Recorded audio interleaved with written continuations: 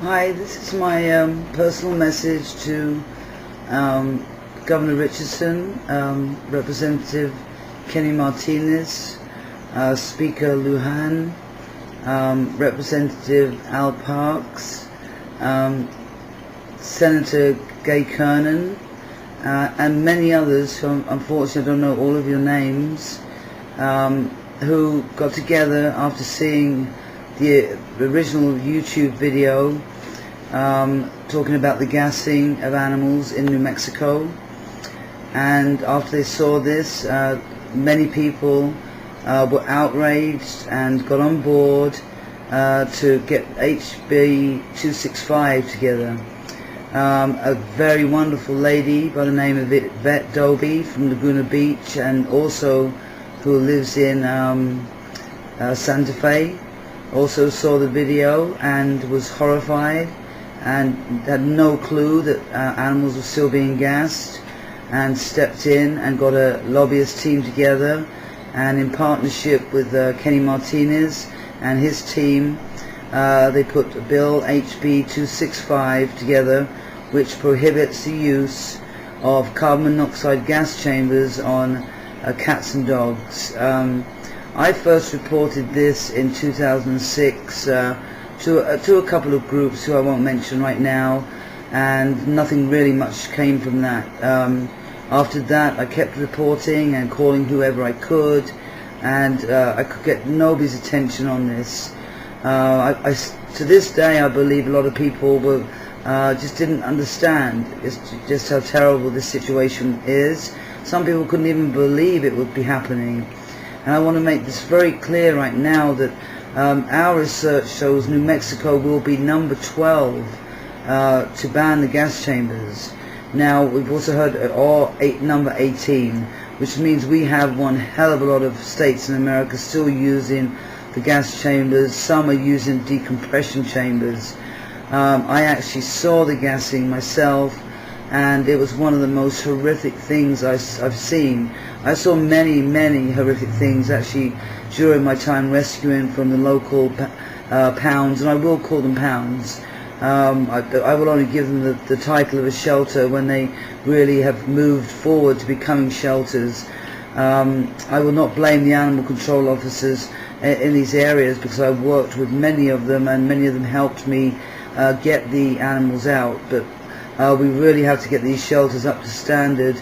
My thing is that no non-profit, hopefully, would ever be allowed to allow animals to stay in these conditions, and etc., etc.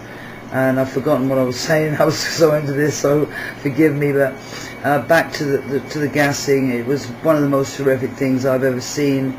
And I think what made it most horrific is that it was allowed, that people were paid to kill animals in this fashion. And a lot of people fought me on this.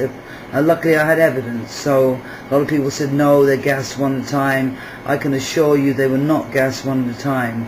It was several, and they fight and they scream, and it's horrific. If the gas chambers are used correctly, that's a whole different story, but they are not. It was actually, it was horrific, and I can remember it was summer of 2006, and I stood there and I couldn't move, I couldn't say anything. And I saw the first one that came in. He was the Rottweiler mix, and he looked really happy, like something great was going to happen to him. And he went to the back of the gas chamber, and he sat there so politely, like something great was happening. And the next dog was brought in, I believe like a mixed lab, and he or she did exactly the same thing, wagging his tail, thinking maybe something great was going to happen. Finally they were in a cage. Then the next was brought in, and then they started to fight. Excuse me, too many cigarettes. Then they started to fight, and the next one came in, and it was chaos. And then there was more and more brought in. I believe up to at least 7 dogs packed into one gas chamber, and it was just so horrific. And they were just fighting and screaming, and it was panic, and you could literally feel it and smell it, and as soon, you know, obviously they were pushed in, they were brought in on a catch pole, and when they hit the gas button, they closed the door, and it's a glass door, so you can imagine I saw absolutely everything.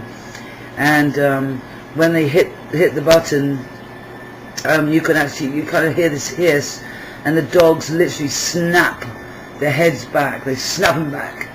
It's like sheer agony. And then they drop, and I can't tell you how many seconds, but obviously long enough, you know, that they're fighting beforehand, the whole build up, and then they drop to the floor and they go into convulsions. Well, apparently they're unconscious. Well, excuse me, some have actually been found still alive in landfills across the country after being gassed, and there's a very well-known story and a dog called Quentin, who, when they gassed several animals who were dead, they opened the door, and by some form of miracle he was still alive. So that can happen too. They are left in there for up to 15 minutes to make sure they are dead. And I'm going to repeat that because I did at the presentation. They are left in there for over 5 minutes, or up to 15 minutes to make sure they are dead.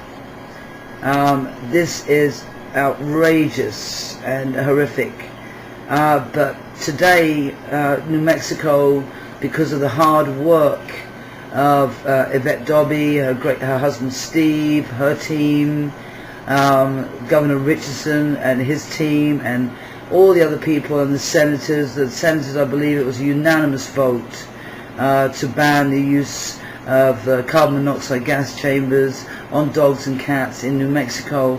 And it's a wonderful thing, because when we get rid of something that is this horrific, other things come. It's like pulling back a big curtain, a big blockade of something, because if any towns are allowing this, they certainly have not progressed to good care of animals. They believe this is, if they believe this is okay, and they really do believe that it's a belief system.